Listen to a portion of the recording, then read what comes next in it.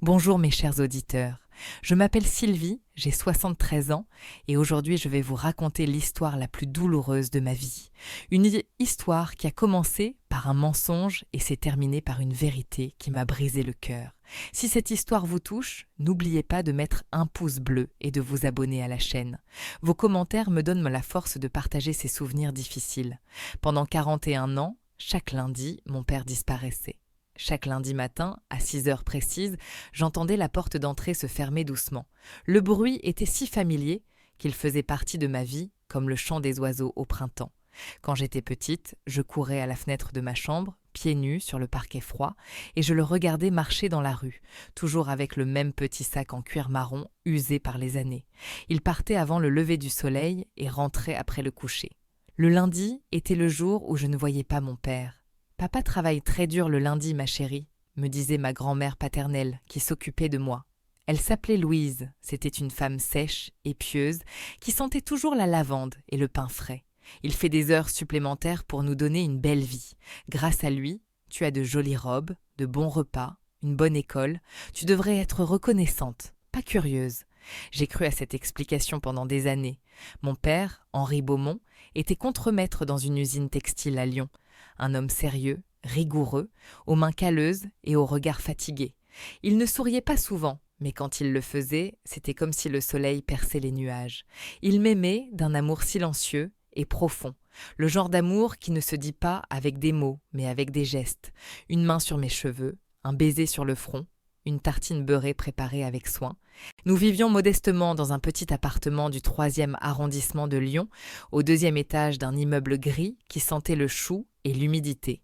3 pièces exiguës, la chambre de papa, celle que je partageais avec grand-mère, et une cuisine-salon où nous prenions tous nos repas autour d'une table en formica rouge.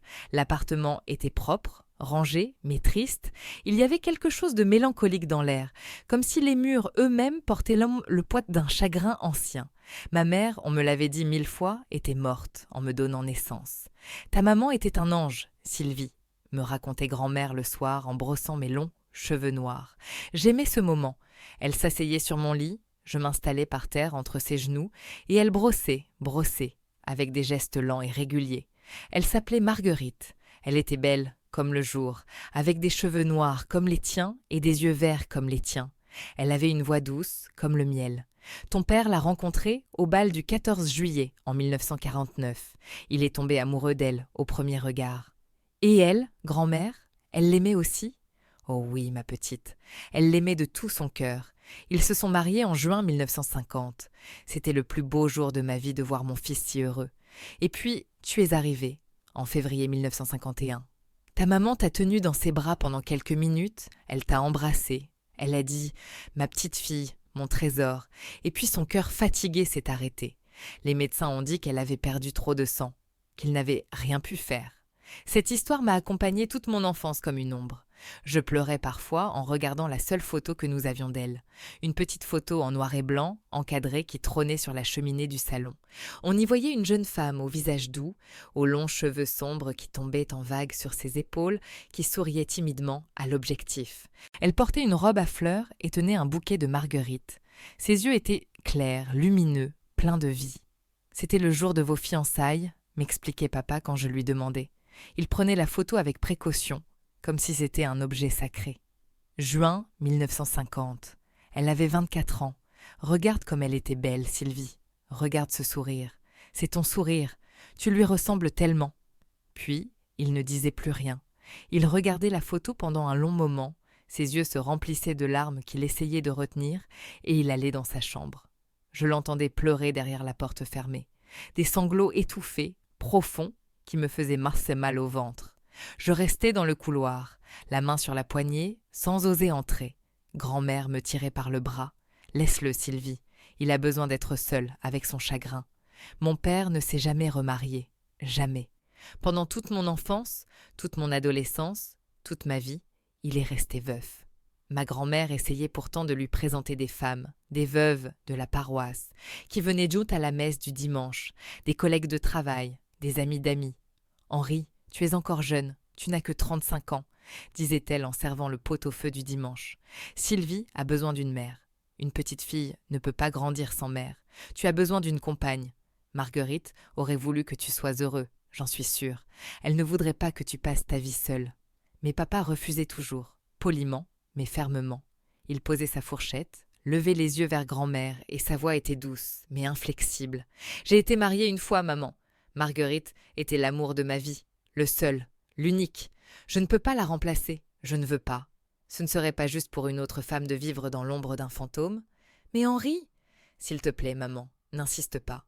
Je vais bien. Sylvie va bien. Nous allons bien tous les deux. Cette fidélité à ma mère morte me touchait profondément. J'étais fière de mon père, de son amour éternel, de sa loyauté. À l'école, mes camarades avaient en homme des parents qui se disputaient, qui divorçaient, qui se remariaient. La petite Marie avait 3 beaux-pères différents.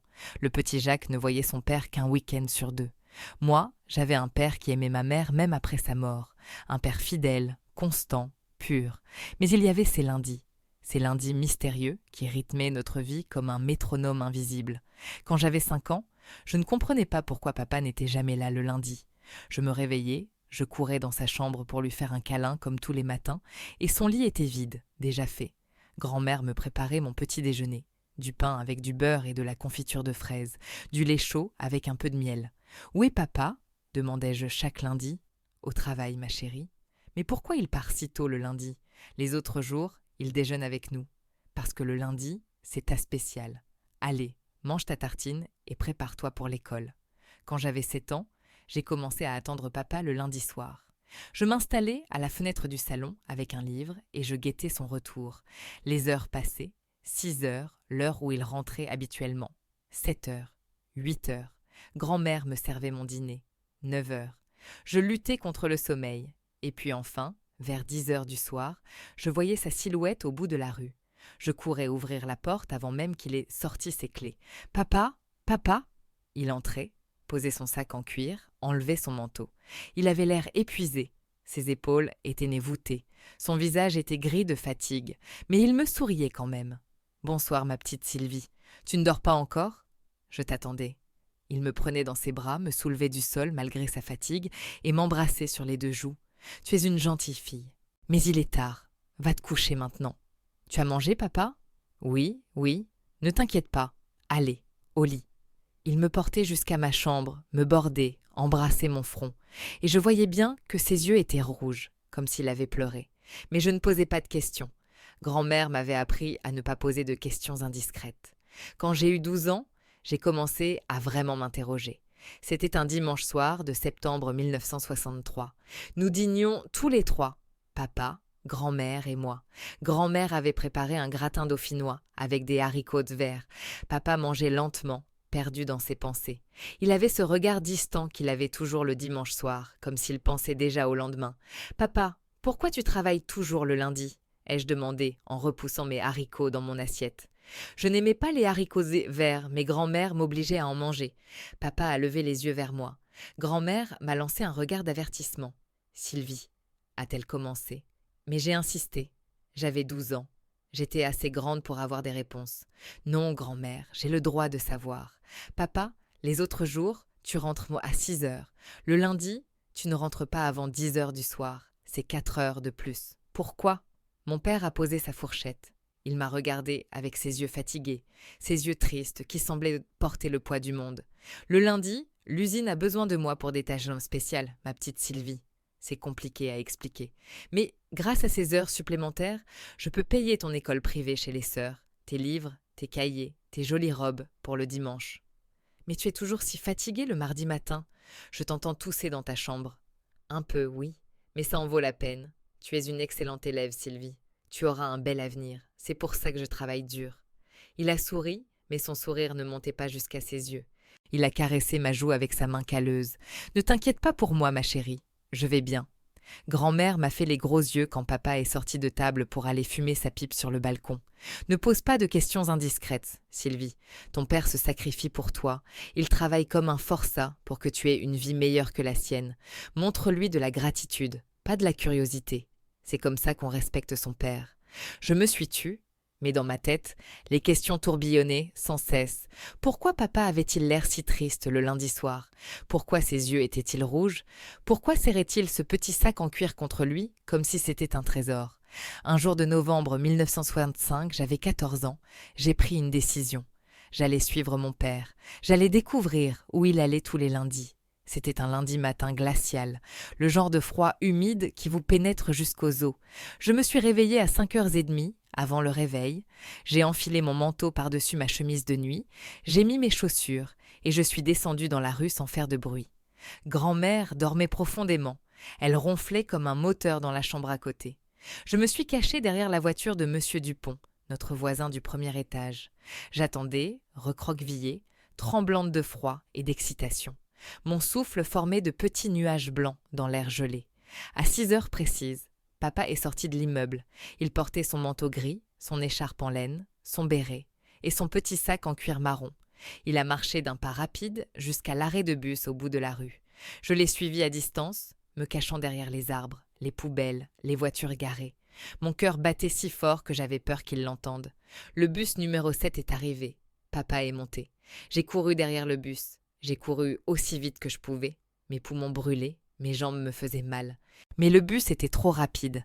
Après 200 mètres, je me suis arrêtée, pliée en deux, haletante.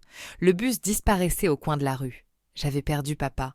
Je suis rentrée à la maison, gelée jusqu'aux os, le nez qui coulait, les pieds trempés. Grand-mère dormait toujours. Je me suis glissée dans mon lit et j'ai pleuré sous mes couvertures. Je ne savais même pas pourquoi je pleurais. De frustration, de honte, de peur. Peut-être que j'avais peur de découvrir quelque chose que je ne voulais pas savoir.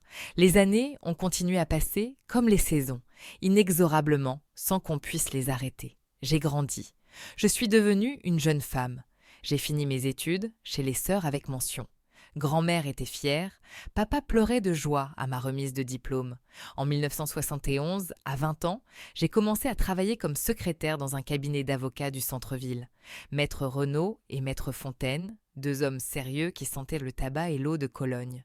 Je tapais à la machine, je classais des dossiers, je répondais au téléphone.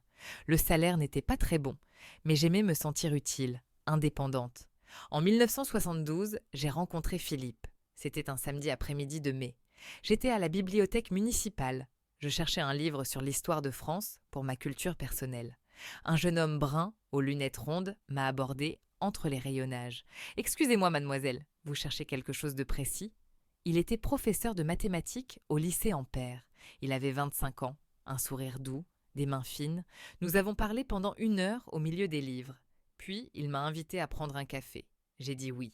6 mois plus tard, il m'a demandé en mariage. Papa a pleuré quand je lui ai annoncé la nouvelle. Des larmes de joie, cette fois. Il a serré Philippe dans ses bras. « Prenez soin de ma fille, Philippe. Elle est tout ce que j'ai au monde. Je vous le promets, monsieur Beaumont. » Nous nous sommes d'être mariés en juin 1973. Une petite cérémonie à l'église Saint-Just, suivie d'un déjeuner dans un restaurant modeste avec une vingtaine d'invités.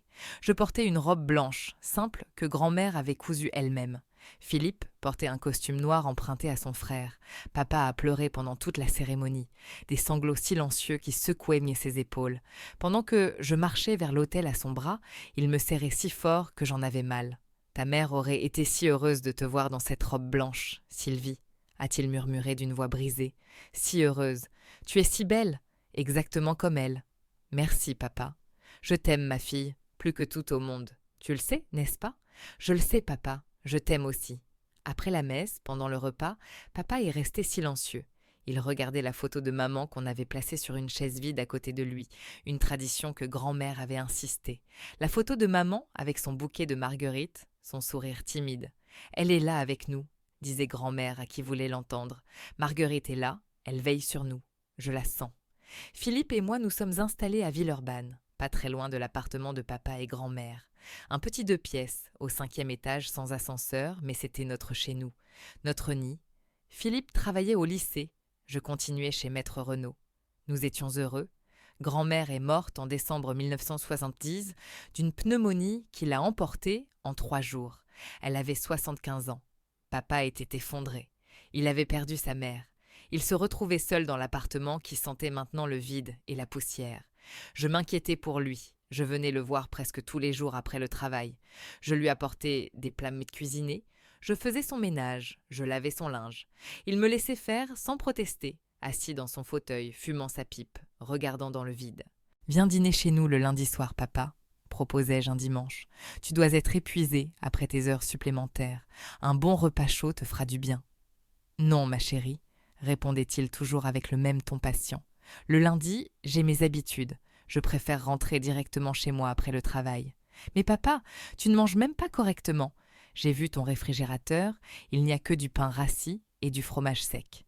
Ne t'inquiète pas pour moi, Sylvie. Je vais bien, je mange ce qu'il faut. Au moins, laisse-moi te préparer des plats pour la semaine. D'accord, merci ma chérie. Mais il ne changeait jamais ses lundis, jamais. C'était comme un rituel sacré auquel il ne pouvait pas déroger. En 1975, je suis tombée enceinte de mon premier enfant. J'étais folle de joie. Philippe aussi. Papa, quand je lui ai annoncé, a pleuré encore une fois. Il pleurait tellement facilement, mon père, comme si toutes ses émotions étaient juste à la surface, prêtes à déborder. Un petit enfant, murmurait-il en touchant mon ventre avec une tendresse infinie. Un petit enfant. Marguerite aurait été tellement heureuse. Elle aurait été la meilleure grand-mère du monde. Je sais, papa. Comment vas-tu l'appeler? Si c'est un garçon, Julien. Si c'est une fille, Marguerite. Papa a fondu en larmes. Il m'a serré dans ses bras pendant de longues minutes, son corps secoué de sanglots. Merci, Sylvie. Merci de ne pas l'oublier, de ne pas oublier ta maman. Mon fils Julien est né en février 1976. Un beau bébé, joufflu de 4 kilos, qui criait à plein poumon. Papa l'adorait. Il venait nous voir 3 ou 4 fois par semaine. Il passait des heures à bercer Julien, à lui chanter des chansons, à lui raconter des histoires. Julien s'endormait toujours dans ses bras. Tu es un grand-père merveilleux, papa. C'est le plus beau cadeau de ma vie, Sylvie. Après toi, bien sûr. Mais même avec un petit-fils adoré, papa ne changeait pas ses lundis. Jamais le lundi. N'importe quel autre jour, mais pas le lundi. Papa, plaisantai-je, tu ne veux pas connaître ton petit-fils le lundi aussi? Il grandit vite, tu sais. Tu vas manquer des choses. Ma chérie, tu sais bien que le lundi… Oui, oui, je sais. Tes heures supplémentaires sacrées. Je souriais, mais quelque chose me dérangeait de plus en plus. Papa avait 51 ans maintenant. Il était fatigué. Ses cheveux avaient complètement blanchi. Des rides profondes creusaient de son visage. Il toussait beaucoup. Pourquoi continuait-il à travailler autant? L'usine ne pouvait pas trouver quelqu'un d'autre pour ces fameuses heures supplémentaires du lundi? En 1978, Julien avait 2 ans. C'était un lundi après-midi de mars. Il faisait ses premiers pas dans le salon. Philippe et moi étions fous de joie. Je voulais partager ce moment avec papa. J'ai appelé l'usine textile. Mon cœur battait d'excitation. « Bonjour, je voudrais parler à monsieur Henri Beaumont, s'il vous plaît. C'est urgent, c'est sa fille. » « Un instant, madame. » J'ai attendu. J'entendais des bruits causes de machines, en fond sonore, des voix qui criaient. Puis la standardiste est revenue. « Monsieur Beaumont ?» a-t-elle dit d'un ton surpris. « Il n'est pas là aujourd'hui, madame. » Mon sang s'est glacé dans mes veines. Le combiné du téléphone tremblait dans ma main. « Comment ça, il n'est pas là ? Mais il travaille toujours le lundi. Il fait ses heures supplémentaires. » « Non, madame. Monsieur Beaumont ne travaille jamais le lundi. Il a arrangé son emploi du temps il y a très très longtemps. Il travaille du mardi au samedi. Le lundi est son jour de congé. Le sol s'est dérobé sous mes pieds. J'ai dû m'asseoir. « Vous êtes sûre ? » ?»« Absolument certaine, madame. J'ai son planning devant moi. Monsieur Beaumont ne vient jamais le lundi. Voulez-vous que je lui laisse un message pour demain ? » ?»« Non, non, merci. » J'ai raccroché. Papa mentait. Depuis 27 ans, toute ma vie, il mentait. Il ne travaillait pas le lundi. Il n'avait jamais travaillé le lundi. Il allait ailleurs. Mais où? Pourquoi faire? Philippe est entré dans la cuisine. Il m'a vue, assise, blanche comme un linge, le téléphone encore à la main. « Sylvie, qu'est-ce qui se passe ?»« Papa ment. »« Quoi? Les lundis. Il ne travaille pas le lundi. Il n'a jamais travaillé le lundi. Où va-t-il, Philippe? Qu'est-ce qu'il fait ?» Philippe s'est assis à côté de moi. Il a pris mes mains dans les siennes. « Je ne sais pas, mon amour, mais il doit avoir ses raisons. » « Quelles raisons? Une maîtresse? Une deuxième famille? Ton père? Tu le connais. Ce n'est pas son genre. Alors quoi? Je ne sais pas, mais tu devrais lui parler. » J'ai attendu papa ce soir-là. Il est arrivé vers 9 heures, comme d'habitude, le lundi. Il avait l'air épuisé, comme toujours. Ses vêtements étaient froissés. Ses yeux étaient rouges. Il a souri en me voyant. « Sylvie? Quelle bonne surprise. Je ne savais pas que tu venais ce soir. Papa, il faut qu'on parle. Son sourire s'est figé. Il a posé son sac en cuir sur la table. D'accord, de quoi? J'ai appelé l'usine aujourd'hui. Le silence qui a suivi était assourdissant. Papa est devenu pâle. Il s'est assis lentement sur le canapé, comme si ses jambes ne le portaient en plus. Sylvie, tu ne travailles pas le lundi. Tu n'as jamais travaillé le lundi. Philippe est sorti de la pièce discrètement. Il a emmené Julien dans la chambre. Papa et moi étions seuls, face à face, avec 27 ans de mensonges entre nous. Papa, où vas-tu tous les lundis? Qu'est-ce que tu fais? Papa a fermé les yeux. Ses mains tremblaient. Il les a jointes, comme s'il priait. Ma chérie, a-t-il dit d'une voix très basse, il y a des choses dans la vie qu'il vaut mieux ne pas savoir. Des choses qu'on garde pour soi pour protéger ceux qu'on aime. Me protéger? De quoi? Tu as une maîtresse? Une deuxième famille, quelque part? Non, a-t-il crié. Non, Sylvie, rien de tout ça. Je te le jure sur la mémoire de ta mère. Je n'ai jamais trahi Marguerite. Jamais. Alors quoi? Pour l'amour du ciel, dis-moi la vérité.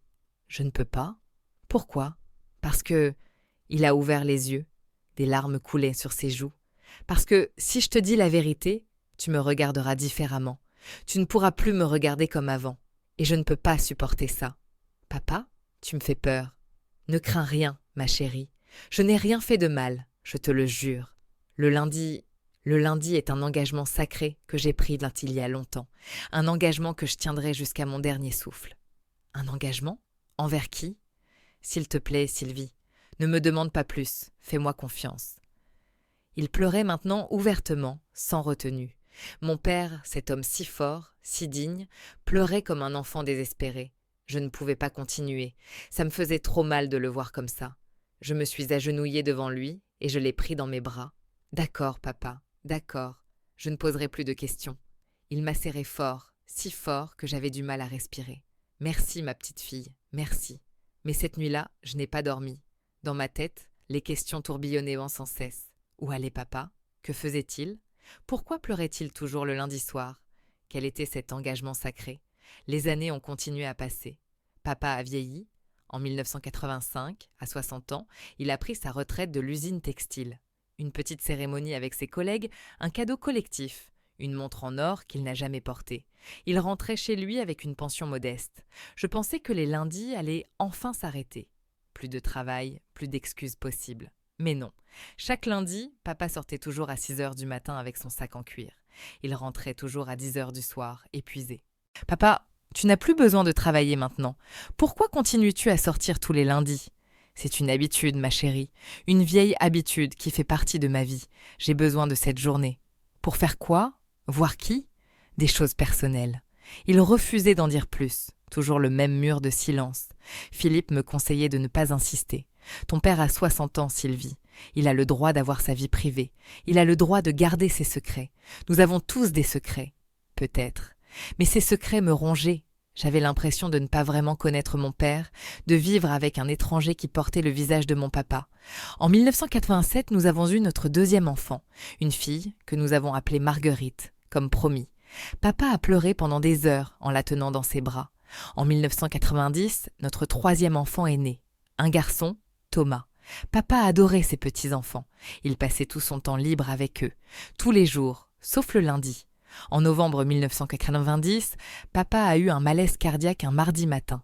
Rien de très grave, mais le médecin était formel. « Monsieur Beaumont, vous avez 65 ans. Votre cœur est fatigué. Plus de sorties fatigantes, plus d'efforts, du repos, beaucoup de repos. » Papa a hoché la tête. Mais le lundi suivant, il est quand même sorti avec son petit sac en cuir. J'étais furieuse. « Papa, le médecin a dit que tu devais te reposer. Tu veux mourir ? » Je me reposerai mardi, Sylvie. Mais le lundi, je dois y aller. Je n'ai pas le choix. Où ça y aller? Pour l'amour du ciel, dis-moi où tu vas. Je ne peux pas. Tu es impossible. Il est parti. Je l'ai regardé s'éloigner dans la rue, voûté, traînant les pieds, obstiné comme une mule. J'étais à la fois furieuse et désemparée. Je savais qu'un jour, ces lundis le tueraient. Le 18 mars 1992, un mardi matin à 7 heures, le téléphone a sonné. Philippe a répondu. Son visage a changé d'expression. « Sylvie, c'est pour toi. C'est Madame Petit, la voisine de ton père. » J'ai pris le téléphone. Mon cœur battait déjà la chamade. « Madame Petit ?»« Sylvie, ma petite, je suis désolée. C'est dit votre père. Il ne répond pas. J'ai frappé à sa porte ce matin comme tous les matins pour lui apporter son pain. Pas de réponse. J'ai appelé le gardien. On a ouvert avec le double. Il est dans son lit. Je crois qu'il est... » Elle n'a pas fini sa phrase. Elle pleurait. Je suis arrivée à l'appartement de papa 15 minutes plus tard. Les pompiers étaient déjà là. La porte était ouverte. Madame Petit pleurait dans l'escalier. Papa était dans son lit, paisible, les mains croisées sur sa poitrine. Il avait l'air de dormir. Ses cheveux blancs étaient bien peignés, son visage était serein. « Crise cardiaque massive pendant la nuit, madame, a dit le pompier. Il n'a pas souffert, ça a été très rapide. » Papa avait 68 ans. Je me suis assise sur le bord de son lit. J'ai pris sa main, elle était froide, rigide. J'ai pleuré pendant des heures. Mon père, mon cher père, parti. Philippe est arrivé, les enfants aussi. Tout le monde pleurait. Madame Petit a fait du café. Le médecin est venu constater le décès. Les pompes funèbres sont arrivées. Les jours suivants ont été un brouillard de démarches administratives. Choisir un cercueil, organiser la messe, prévenir les gens, écrire, les faire part. Choisir les fleurs, des marguerites, bien sûr. L'enterrement a eu lieu le 23 mars. Une centaine de personnes étaient là. Ses anciens collègues Naline de l'usine, les voisins, mes amis, Philippe et moi, les enfants. Tout le monde disait la même chose. C'était un homme bon, si fidèle à sa femme. Quel courage d'avoir élevé sa fille seule. Un vrai monsieur de l'ancienne école. J'ai placé la photo de maman sur le cercueil. Papa et maman, enfin réunis. Une semaine après l'enterrement, j'ai commencé à trier les affaires de papa. C'était atroce. Chaque objet me rappelait lui, ses livres cornés. Ses vêtements qui sentaient encore son eau de Cologne bon marché, sa pipe, ses lunettes, son peigne. J'ai ouvert son armoire dans sa chambre. J'ai sorti ses chemises une par une, ses pantalons, ses vestes. Je les pliais soigneusement pour les donner à Emmaüs. Papa aurait voulu que ses affaires servent à quelqu'un. Et puis, sur l'étagère du haut de l'armoire, j'ai vu le petit sac en cuir marron, le sac du lundi, le sac des mystères. J'ai hésité. Est-ce que j'avais le droit de regarder ? C'était sa vie privée, ses secrets, mais il était mort. Les secrets meurent avec nous, non ? J'ai descendu le sac. Il était léger. Mes mains tremblaient. J'ai ouvert la fermeture éclair. À l'intérieur, il y avait des choses simples. Un pullover propre, plié avec soin. Une brosse à cheveux, un peigne, une petite trousse de toilette avec un rasoir, du savon, une brosse à dents. Et au fond, une enveloppe jaunie par le temps. Je l'ai sortie. L'enveloppe était ouverte, usée au coin. Je l'ai retournée. Pas de nom, pas d'adresse. J'ai ouvert l'enveloppe. C'était une lettre. Une très vieille lettre, datée du 12 avril 1952. 40 ans. L'entête disait « Clinique psychiatrique, Sainte-Anne, Grenoble ». L'écriture était celle d'un médecin, illisible, pressé. J'ai commencé à lire. « Monsieur Beaumont, nous accusons réception de votre paiement pour le mois de mars 1952 concernant les frais d'hospitalisation de votre épouse, Madame Marguerite Beaumont, pensionnaire permanente de notre établissement depuis le 15 février 1951. Comme convenu lors de notre dernier entretien, vous pouvez continuer vos visites hebdomadaires tous les lundis entre 9h et 18h. Votre présence semble apaiser Madame Beaumont lors de ces crises les plus aiguës, même si elle ne vous reconnaît toujours pas. L'état de Madame Beaumont reste malheureusement stable mais sans amélioration notable. Les crises psychotiques se produisent toujours avec la même fréquence, environ 3 à 4 par semaine. Elle ne reconnaît personne, ni vous, ni le personnel soignant. Elle passe la majorité de son temps dans un état catatonique, assise près de la fenêtre. Nous continuons le traitement au neuroleptique, mais comme nous vous l'avons expliqué, dans les cas de psychose post-partum aussi sévère que celui de votre épouse, les chances de rémission complète sont minimes. Nous faisons tout notre possible pour assurer son confort et sa sécurité. Veuillez agréer, monsieur, nos salutations distinguées. Docteur Marcel Fontaine, directeur médical clinique, psychiatrique, Sainte-Anne-Grenoble. J'ai relu la lettre. 1 fois, 2 fois, 3 fois. Les mots dansaient devant mes yeux comme des mouches folles. Votre épouse, Madame Marguerite Beaumont. Pensionnaire permanente depuis le 15 février 1951. Visite hebdomadaire tous les lundis. Crise psychotique. Elle ne reconnaît personne. Psychose post-partum. Ma mère. Ma mère n'était pas morte en me donnant naissance. Ma mère était vivante. Elle avait été vivante pendant toute ma vie, enfermée dans une clinique psychiatrique à Grenoble, folle, Et papa allait la voir tous les lundis, pendant 41 ans, tous les lundis, sans jamais me le dire, sans jamais me dire que ma mère était vivante. Le sac en cuir est tombé de mes mains, la lettre aussi. J'ai couru aux toilettes, j'ai vomi jusqu'à ce qu'il n'y ait plus rien dans mon estomac. Puis j'ai vomi de la bile. Mon corps entier tremblait comme si j'avais de la fièvre. Philippe est arrivé, il m'a entendu. « Sylvie, mon amour, qu'est-ce qui se passe ?» Je ne pouvais pas parler. Je lui ai montré la lettre d'une main tremblante. Il l'a lue. Son visage est devenu blanc. Mon Dieu! Il m'a menti, Philippe. Pendant 41 ans, toute ma vie, ma mère est vivante. Sylvie, elle a toujours été vivante, enfermée quelque part. Et il ne me l'a jamais dit. Jamais. Je hurlais, je pleurais. Philippe m'a prise dans ses bras, mais je me débattais. Il m'a volé ma mère, il m'a fait croire qu'elle était morte en héroïne en me donnant la vie. J'ai passé 41 ans à pleurer une morte qui n'était pas morte. Calme-toi, mon amour, s'il te plaît. Me calmer? Comment veux-tu que je me calme? Mon père m'a menti toute ma vie.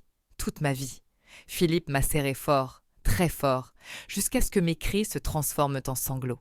Je pleurais contre sa poitrine, je trempais sa chemise de mes larmes. « On va aller à Grenoble ?» a-t-il dit doucement, quand je me suis un peu calmée. « Demain, on va découvrir la vérité. Toute la vérité. » Cette nuit-là, je n'ai pas dormi une seule seconde. J'ai relu la lettre 100 fois. J'ai fouillé dans tous les tiroirs de papa, dans tous ses papiers. J'ai trouvé d'autres documents, des factures médicales, des dizaines, des centaines de factures, toutes adressées à Henri Beaumont, toutes pour soins psychiatriques, Madame M. Beaumont. Des sommes énormes, des milliers et des milliers de francs, étalés sur 40 ans.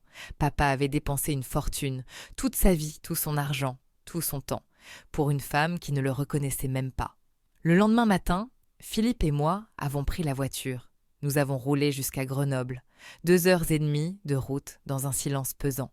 Je regardais le paysage défiler sans le voir vraiment. Les montagnes, les arbres, le ciel gris, la clinique psychiatrique. Sainte-Anne se trouvait à l'extérieur de Grenoble, au milieu de nulle part. Un grand bâtiment gris, de 4 étages, austère, entouré d'un parc avec des arbres centenaires. Nous sommes entrés. La réception était propre, lumineuse, mais il y avait cette odeur d'hôpital, de désinfectant et de maladie. Une jeune femme était assise derrière le comptoir. Elle nous a souri poliment. « Bonjour, que puis-je pour vous ? Je m'appelle Sylvie Moreau, née Beaumont. Je crois que ma mère, Marguerite Beaumont, est hospitalisée ici depuis très longtemps. » La jeune femme a tapé sur son ordinateur. Ses doigts volaient sur le clavier. Puis elle a levé les yeux vers moi avec une expression de surprise. « Oui, madame. Madame Marguerite Beaumont est effectivement notre patiente depuis le 15 février 1951. 41 ans. Ma mère était enfermée ici depuis 41 ans, avant même que je naisse. Je voudrais la voir, s'il vous plaît. » « Un instant, madame. Je vais appeler le docteur Rousseau. C'est le psychiatre responsable de madame Beaumont. » Nous avons attendu dans le hall 10 minutes qui ont semblé durer une éternité. Philippe me tenait la main. Ma jambe tremblait nerveusement. Un homme d'une 50aine d'années est apparu. Le docteur Rousseau. Il avait un visage gentil, des cheveux gris, des yeux intelligents, derrière des lunettes à monture dorée. « Madame Moreau ?» Je me suis levée. « Oui. Je suis le docteur Rousseau. Je m'occupe de votre mère depuis 15 ans maintenant. Je suis très surpris de vous voir. Votre père ne nous avait jamais dit que vous viendriez un jour. »« Mon père est mort il y a 10 jours. » Le docteur Rousseau a pâli. Il a enlevé ses lunettes, les a nettoyées machinalement. « Monsieur Beaumont ? Mort ? Oh mon Dieu, je suis profondément désolée, madame. C'était un homme extraordinaire. Il semblait vraiment bouleversé. Venez dans mon bureau, s'il vous plaît. Nous devons parler. » Nous l'avons suivi dans un long couloir blanc. Son bureau était petit, mais accueillant. Des livres partout, des plantes vertes, des photos de famille sur son bureau. Il a sorti un très vieux dossier d'un classeur, un dossier épais de plusieurs centimètres. « Votre père, a-t-il dit en s'asseyant, n'a jamais manqué une seule visite en 40 ans. Jamais. Même quand il était malade. Même quand il neigeait et que les routes étaient dangereuses. Même à Noël. Même le jour de son anniversaire. Tous les lundis, il était là, à 9 heures précises. Des larmes coulaient sur mes joues. « Docteur, on m'a dit toute ma vie que ma mère était morte, en me donnant naissance. Je viens de découvrir la vérité il y a 24 heures en trouvant une lettre dans les affaires de mon père. Pouvez-vous me dire ce qui s'est vraiment passé ?» Le docteur Rousseau a ouvert le dossier. Il a mis ses lunettes. Votre mère a été admise ici le 15 février 1951, 3 jours après votre naissance. Elle souffrait d'une psychose post-partum extrêmement sévère, la plus sévère que j'ai jamais vue dans ma carrière, et j'ai vu beaucoup de cas. Qu'est-ce que c'est exactement ? C'est un trouble psychiatrique rare mais très grave qui peut survenir après un accouchement. Dans la plupart des cas, avec un traitement approprié, les patients de BSE se rétablissent complètement, en quelques semaines ou quelques mois. Mais dans certains cas extrêmement rares, comme celui de votre mère, la psychose ne se résout pas. Elle devient chronique, permanente. Mon cœur battait si fort que je l'entendais dans mes oreilles. Que s'est-il passé exactement ? Le docteur Rousseau a feuilleté le dossier jusqu'aux premières pages, jaunies par le temps. Selon le rapport du docteur Fontaine, c'était mon prédécesseur, votre mère a accouché normalement le 12 février 1951 à la maternité de Lyon. Vous étiez un beau bébé, en bonne santé. Votre mère était fatiguée, bien sûr, mais normale. Elle vous a prise dans ses bras, elle vous a nourri, elle a dormi. Il a tourné une page. Le 13 février, elle était toujours normale. Votre père venait la voir avec des fleurs. Elle souriait. Elle vous tenait dans ses bras. Les infirmières ont noté qu'elle était une mère attentionnée et douce. Et puis, le 14 février au matin, quelque chose s'est cassé dans son esprit. Personne ne sait exactement pourquoi. Peut-être un déséquilibre hormonal extrême, peut-être une prédisposition génétique. On ne comprend pas complètement les mécanismes de la psychose post-partum. Il a pris une profonde inspiration. Elle a commencé à avoir des hallucinations auditives. Elle entendait des voix qui lui parlaient, des voix qui lui disaient que son bébé, vous, n'était pas vraiment un bébé, que vous étiez un démon, un monstre, que vous étiez venu pour la détruire, pour voler son âme. J'ai fermé les yeux. Mon Dieu, elle est devenue agitée, violente. Elle criait que le bébé devait mourir, que le démon devait être détruit. Les infirmières ont essayé de la calmer, mais elle était dans un état de délire complet. Et moi, où étais-je ? Le docteur Rousseau m'a regardé avec compassion. Vous étiez dans la pouponnière de la maternité, en sécurité. Mais cette nuit-là, vers 3 heures du matin, votre mère a réussi à sortir de sa chambre. Elle était censée être surveillée, mais l'infirmière de nuit était allée aux toilettes. Votre mère s'est glissée dans la pouponnière. Mon sang s'est glacé. Elle a pris l'oreiller de votre berceau et elle a essayé de m'étouffer.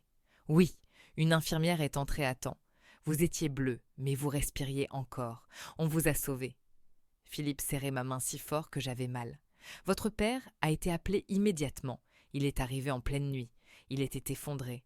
On lui a expliqué ce qui s'était passé. On lui a dit que votre mère devait être internée immédiatement, qu'elle était dangereuse. Pour vous, pour elle-même, pour tout le monde. Il a accepté. Il n'avait pas le choix, madame. C'était soit l'internement, soit la prison si elle essayait encore de vous faire du mal. Et votre père aimait sa femme. Il voulait qu'elle soit soignée, pas emprisonnée. Le docteur Rousseau a tourné plusieurs pages. Elle a été transférée ici le 15 février. À l'époque, les traitements pour la psychose étaient très limités. Pas de neuroleptiques modernes, juste de la contention, de l'isolement, quelques médicaments primitifs. Elle ne s'est jamais améliorée ? Les premières années ont été terribles. Elle était dans un état de délire constant. Elle criait, elle se débattait, elle se blessait elle-même. Petit à petit, les délires ont diminué en intensité, mais ils n'ont jamais vraiment disparu. Et surtout, il a fait une pause. Elle a perdu tout contact avec la réalité. Elle ne reconnaît plus personne. Elle ne parle presque plus. Elle vit dans son propre monde intérieur auquel nous n'avons pas accès. Mon père venait la voir tous les lundis. Oui, pendant 40 ans. Sans exception. J'ai vérifié dans nos registres. 0 absence. C'est extraordinaire. La plupart des familles abandonnent après quelques mois, quelques années au maximum. Pas votre père. Qu'est-ce qu'il faisait pendant ces visites ? Le docteur Rousseau a souri tristement. Il arrivait à 9 heures. Il allait directement dans la chambre de votre mère. Elle a une chambre individuelle. Votre père payait un supplément pour ça. Il lui brossait les cheveux. Il la lavait, l'habillait. Il lui parlait pendant des heures. Il lui lisait des livres, Hugo, Zola, Maupassant. Il lui apportait toujours des fleurs fraîches, toujours des marguerites. Je pleurais silencieusement. Il lui racontait sa vie. Il lui parlait de vous, de votre enfance, de vos succès à l'école, de votre mariage, de vos enfants. Il voulait qu'elle sache tout, même si elle ne comprenait pas, même si elle ne réagissait pas. Elle ne l'a jamais reconnu? En 40 ans? Jamais, pas une seule fois. Mais votre père continuait quand même. Il disait… Le docteur Rousseau a consulté ses notes. Il disait « Même si elle ne me voit pas, même si elle ne sait pas que je suis là. C'est mon devoir, c'est mon amour. » Philippe et moi pleurions tous les deux maintenant. « Docteur, ai-je murmuré, puis-je la voir? Maintenant ?» Le docteur Rousseau a hésité longuement. « Madame Moreau, je dois vous préparer. Votre mère a aujourd'hui 67 ans. Physiquement, elle est en assez bonne santé pour son âge et sa condition. Mais mentalement, elle est très diminuée. Elle passe ses journées assise dans un fauteuil près de la fenêtre de la salle commune. Elle regarde dehors. Elle ne parle pas. Elle ne bouge presque pas. Elle ne reconnaîtra pas votre visage. Elle ne comprendra pas qui vous êtes. Êtes-vous vraiment sûr de vouloir la voir? Oui, j'en suis sûre. Nous avons traversé de longs couloirs blancs qui sentaient le désinfectant et quelque chose d'indéfinissable. La tristesse, peut-être. Le désespoir. Nous avons pris un ascenseur jusqu'au 3e étage. Le docteur Rousseau a ouvert une porte. C'est la salle commune. Les patients peuvent y passer la journée. C'est plus agréable que les chambres. Nous sommes entrés dans une grande pièce lumineuse avec de hautes fenêtres. Il y avait une dizaine de patients. Certains marchaient lentement en cercle. D'autres étaient assis dans des fauteuils, le regard vide. Une télévision diffusait un jeu télévisé que personne ne regardait. Elle est là. Le docteur Rousseau a montré une fenêtre à l'autre bout de la salle. J'ai regardé et j'ai vu ma mère pour la première fois de ma vie. Elle était assise dans un fauteuil en plastique bleu, près de la fenêtre qui donnait sur le parc.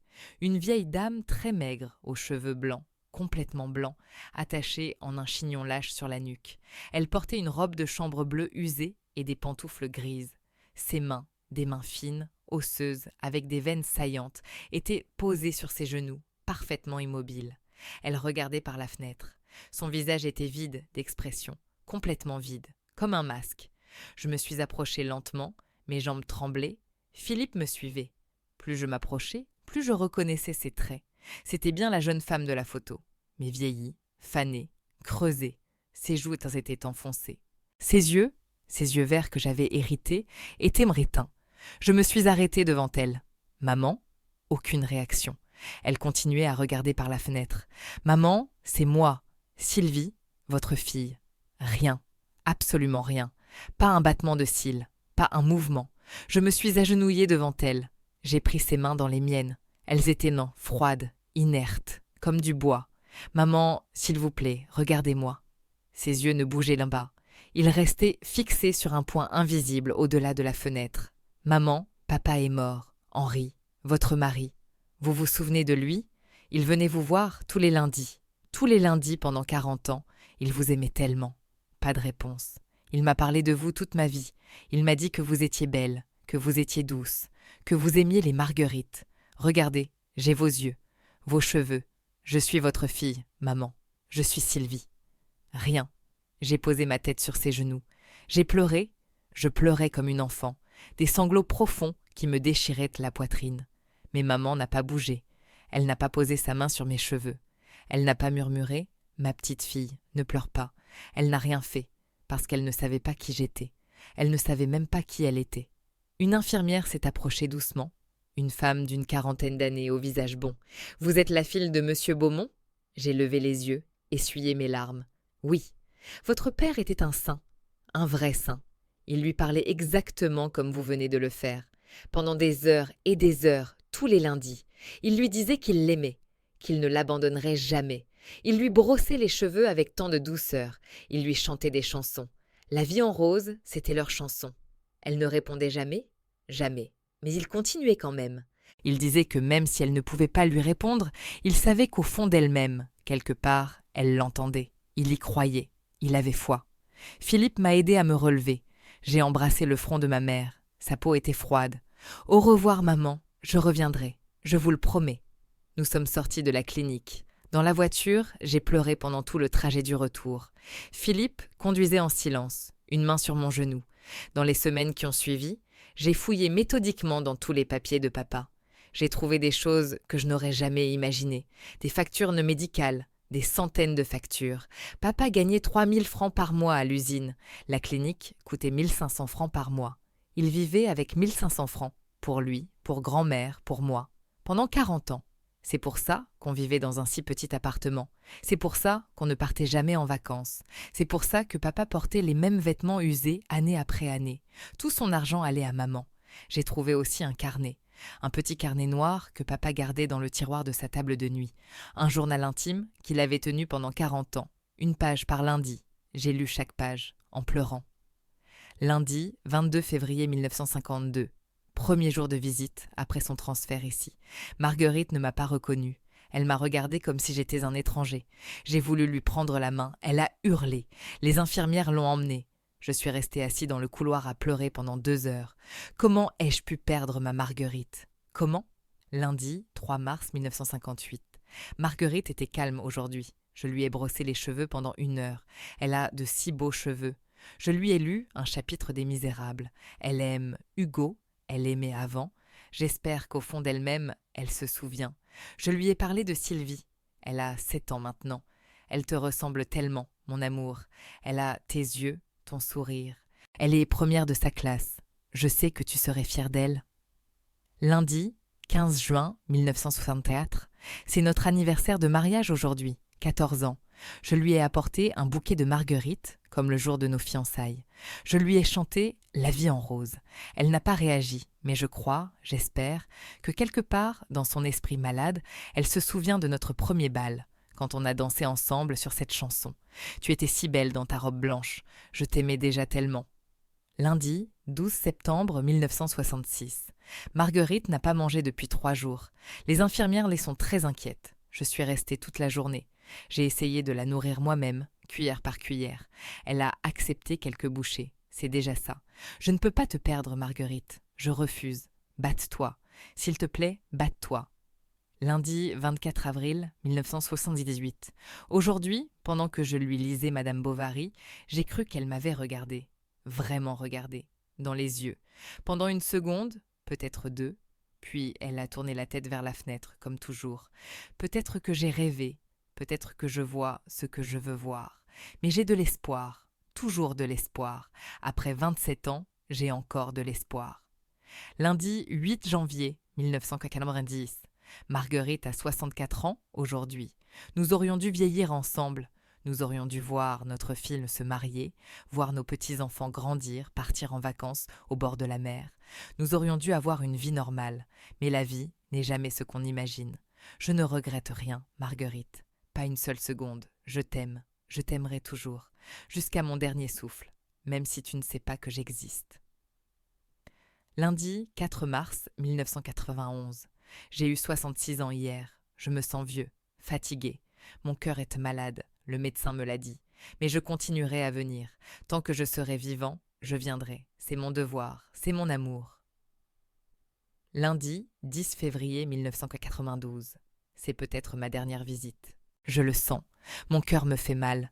Mais j'ai tenu jusqu'au bout, Marguerite. 40 ans. Tous les lundis. Je ne t'ai jamais abandonnée. Jamais. Tu peux être fière de moi. J'ai été fidèle. À toi. À notre amour. À nos vœux de mariage. Dans la maladie comme dans la santé. Jusqu'à ce que la mort nous sépare. Je t'aime, mon amour. Je t'aime. C'était la dernière page. Papa était mort 6 semaines plus tard.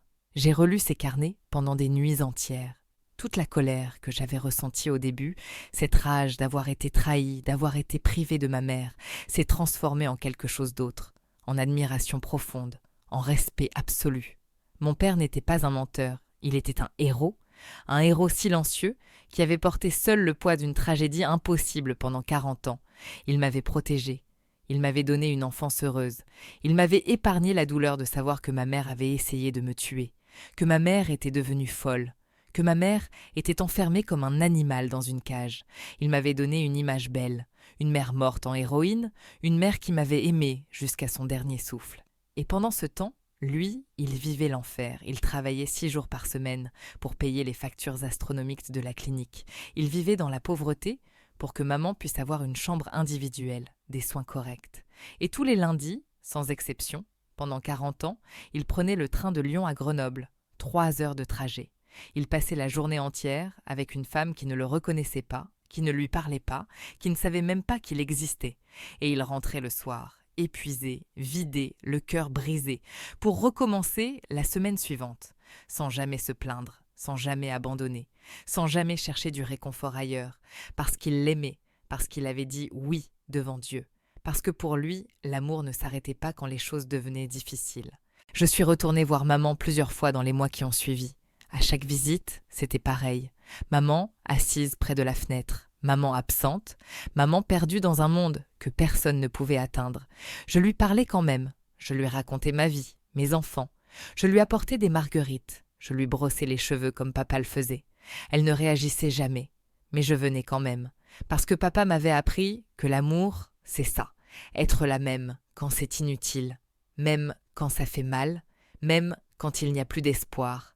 Ma mère est morte en avril 1998, 6 ans après papa. Elle avait 73 ans. Le docteur Rousseau m'a appelé. Madame Moreau, je suis désolée. Votre mère est décédée cette nuit dans son sommeil. Une crise cardiaque, elle n'a pas souffert. J'ai organisé son enterrement. Elle a été enterrée à côté de papa, dans le petit cimetière de Loyasse, à Lyon. Nous étions une dizaine de personnes. Philippe, nos 3 enfants devenus adultes, le docteur Rousseau qui avait fait le déplacement, quelques infirmières de la clinique. J'ai fait graver ces mots sur leur tombe commune.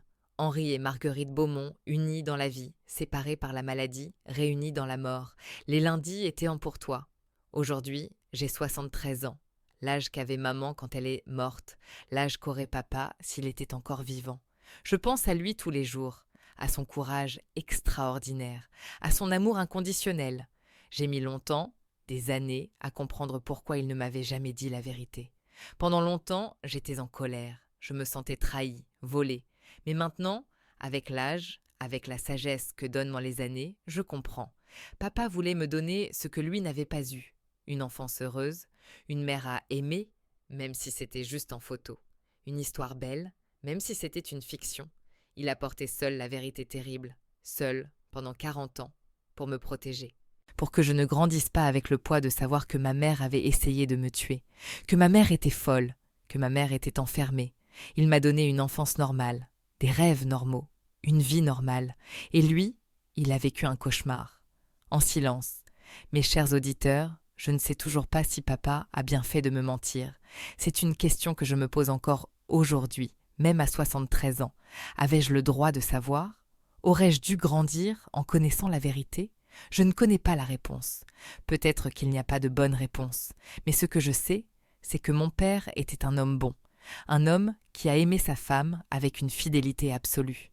Un homme qui a sacrifié sa vie entière, son argent, son temps, son bonheur, sa santé, pour s'occuper d'une femme qui ne pouvait même pas lui dire merci. Les lundis de papa n'étaient pas un mystère sordide. Ce n'était pas une double vie honteuse.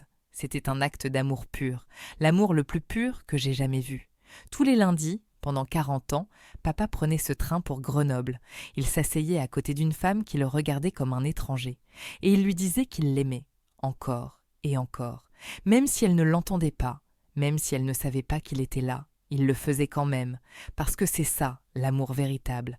Et aujourd'hui, quand je regarde la photo de mes parents, le jour de leur fiançailles, papa jeune et souriant, maman belle avec son bouquet de marguerites, je ne pleure plus, je souris. Parce que je sais qu'ils s'aimaient vraiment, d'un amour qui a survécu à tout, à la folie, à la maladie, au temps, à la mort même. Les lundis de papa me l'ont prouvé. Si cette histoire vous a touché, mes chers auditeurs, n'oubliez pas de mettre un pouce bleu et de vous abonner à la chaîne. Partagez cette histoire avec les personnes que vous aimez et surtout, dites-leur que vous les aimez. Aujourd'hui, maintenant. Parce qu'on ne sait jamais combien de lundis il nous reste. Merci de m'avoir écouté jusqu'au bout. Ça n'a pas été facile de raconter cette histoire, mais je suis heureuse de l'avoir partagée avec vous. N'oubliez jamais, l'amour véritable ne compte pas les jours.